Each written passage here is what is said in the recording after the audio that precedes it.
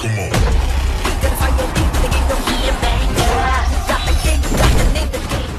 Ram Charan and Shankar combination వస్తున్న game changer movie నుంచి ఇప్పటికే చాలా అప్డేట్స్ అయితే వచ్చాయి భయ్యా. ఈ మూవీ నుంచి రోజు ఒక అప్డేట్ అయితే రాబోతున్నాయి. అండ్ మూవీ నుంచి భారీగా అయితే ప్రమోషన్ అయితే స్టార్ట్ చేయబోతున్నారు. ఈ నెల 23 నుంచి యూఎస్లో ఒక ప్రీ రిలీజ్ ఈవెంట్ అయితే ప్లాన్ చేశారు దిల్ రాజు గారు అని చెప్పాలి.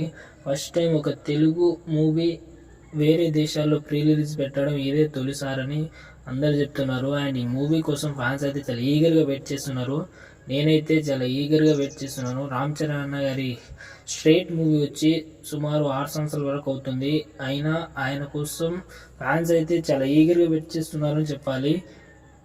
రామ్ చరణ్ గారి లైఫ్లో ఈ మూవీ మస్తు బడ్జెట్ తోటి అయితే వస్తున్న విషయం అందరికీ తెలిసిందే. శంకర్ గారి డైరెక్షన్ కానీ శంకర్ గారు చేసే taking and different mind set తోటి మూవీని అయితే తీస్తున్న విషయం అందరికీ తెలిసిందే.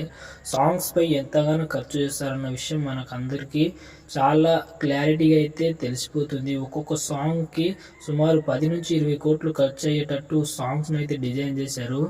ప్రతి ఒక్క సాంగ్ అయితే నెక్స్ట్ లెవెల్ ఉంటుంది. అండ్ ఒక సాంగ్స్కి ఇంతగానం స్పెషల్ ఫోకస్ పెట్టడానికి ఆయనకు ఒక టెక్నికల్ యూజ్ చేసినట్టు అయితే చెప్తున్నారు. అండ్ ఈ మూవీ కోసం చాలామంది అయితే యాక్ట్ చేశారు. అండ్ ఈ మూవీలో కొన్ని క్యారెక్టర్ ఎస్జే సూర్య గారు కానీ, శ్రీకాంత్ గారు కానీ, అంజలి గారు, కేఆర్ అద్వానీ గారు అయితే ఈ మూవీలో అయితే యాక్ట్ చేసిన విషయం అందరికీ తెలిసిందే.